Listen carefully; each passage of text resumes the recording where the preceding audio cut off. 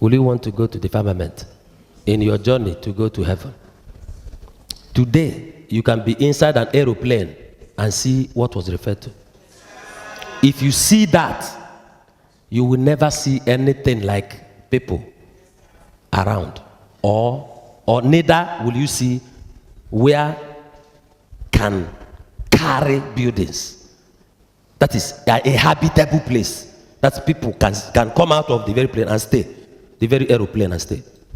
That's the definition. It's a definition of heaven. God called the firmament heaven. Meanwhile, they had said that the firmament divided waters from waters. I hope you saw it. And let me read it again, please. See, I'm reading from verse 6 now. From verse 6. And God said, let there be a firmament in the midst of the waters, and let it divide the waters from the waters. That's verse 6. That's verse 6. Verse 7. And God made the firmament and divided the waters which were under the firmament from the waters which were above the firmament. And it was so. And God called the firmament heaven. And the evening and the morning were the second day. Is this realistic to you?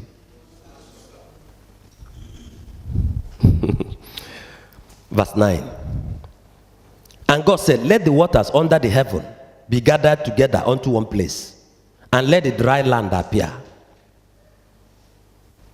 And it was so. And God called the dry land earth, and the gathering together of the waters called he seas. And God saw that it was good. And God said, let the earth bring... Okay, now the verse 10. Okay, the verse 9.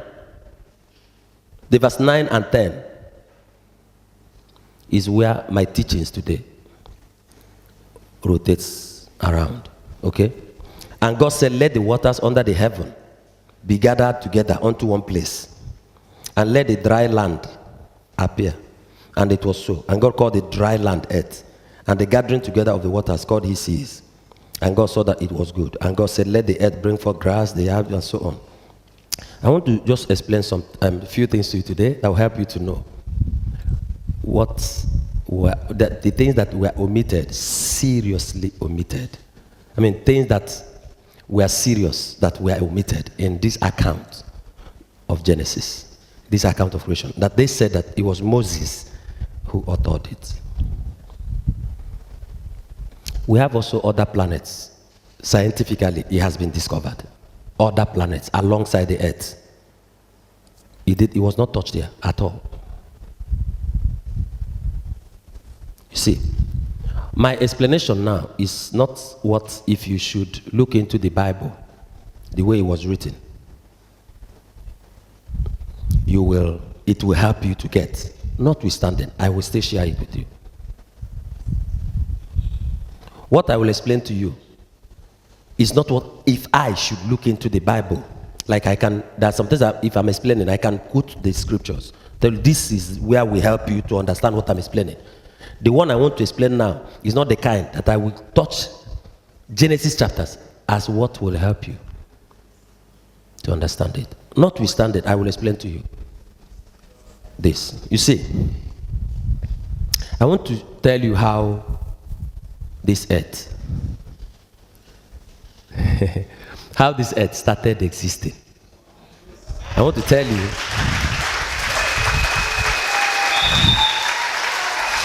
how this earth started existing. So for me, I am telling the earth her genesis. So for me, I am telling this earth her origin. And I have my reasons to do so. I have my reasons to do so. I have my reasons to do so.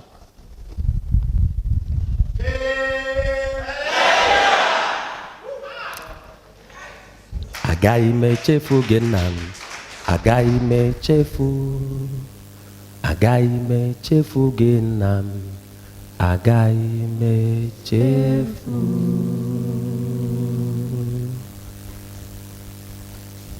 Agaghị m echefu gị nna m, agaghị m echefu, agaghị m echefu gị nna m, agaghị m echefu.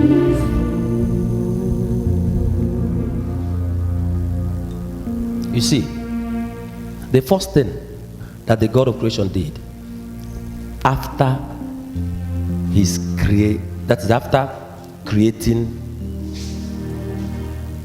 or after conceptualizing everything that has to do with the planets. Okay? Everything that has to do with that is the celestial version and this kind. Do you get what I'm saying? That is to say, he first of all, like when the Bible said that he knows the end from the beginning, that was what they were trying to explain. God does not do things by trial and error. God's expertise is not the kind that requires experimentation. Do you get it? He doesn't need to go into a laboratory. Do you get it? He does not need to. He is perfect. When he's creating that, oh God, that is, there is just like scientists that are also very good and experts in the earth here that brought out some things. There were also those times of them conceptualizing one thing or the other, or how to go about one thing or the other, or when they are building. Engineers, name them, those that are into engineering, okay, and so on. Now, I'm trying to make you see how that God is different. His height of expertise is different from that one. Like when you say that somebody was programmed to get something at first. But I wouldn't say he's programmed to, because he was not programmed by anything. Are you going to say he's self-made? Like he didn't make himself. I mean, God has no beginning. All right. Now, what I'm trying to say here is this, that apart from the creativity, apart from the creation, apart from the conceptualizations, apart from all of that he has to do first in his creative faculty, and has come to that point where he now wants to bring it into tangible reality because he has finished that. How, like number of heaven's worlds, the citizens of the very heaven's worlds, the anatomy, and why he intends to make them look that way in anatomy, what they are defining, and so on. When he has finished all of that, and then starts bringing into tangible reality what he has conceptualized. Okay? Now, I will leave the version that has to do with the heavens worlds, and then come to the one that has to do with this earth. Are you getting it now? Thank you. Now, the first thing that God did, action-wise now, is to draw the circle. Like using a compass, that thing that used to be in a masset, or that is in a masset if you are a student, especially primary/secondary, high school. There's this thing that you may be needing, that tool. I think it's compass they call it, right? So by the time you point it well, it will likely give you a circumference that is perfect in terms of the circle.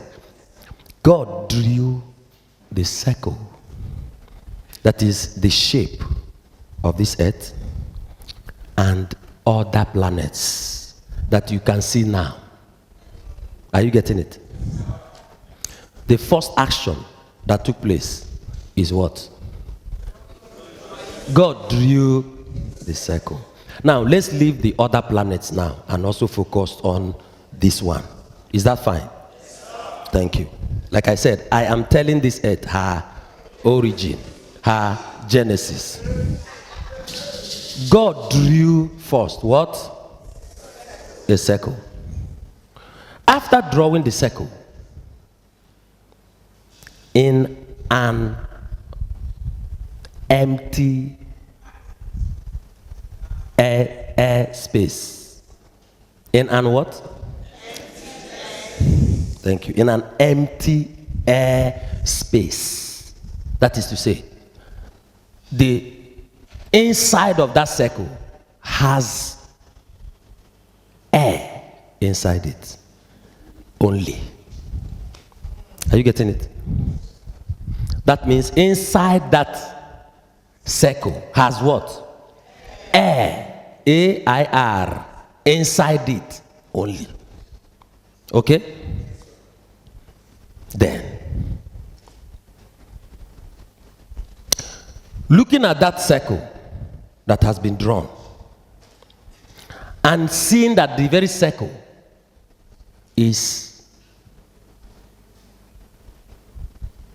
empty, and what is inside that circle is air. Are you getting it now? It will give you, it will help you to understand the other thing I will explain now. I told that there are other planets, but we are focusing on the earth. Now, God then did something, which I will explain now. That thing that God did was omitted.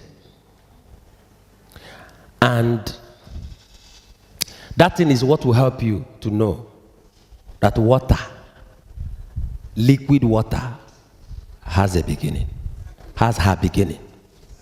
The Genesis account you have made it look like, and God said, the Spirit of God was just brooding upon the waters. How did the water come about was not said. So I want to tell you how the water came about.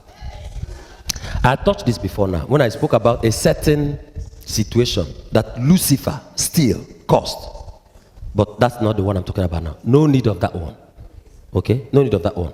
I am only telling you, the one I'm talking about now is what will help you to know how the earth, E-A-R-T-H, if it's the name you call this earth, this planet now, earth, came about at all.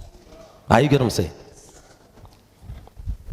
All right. You see, God drew a circle.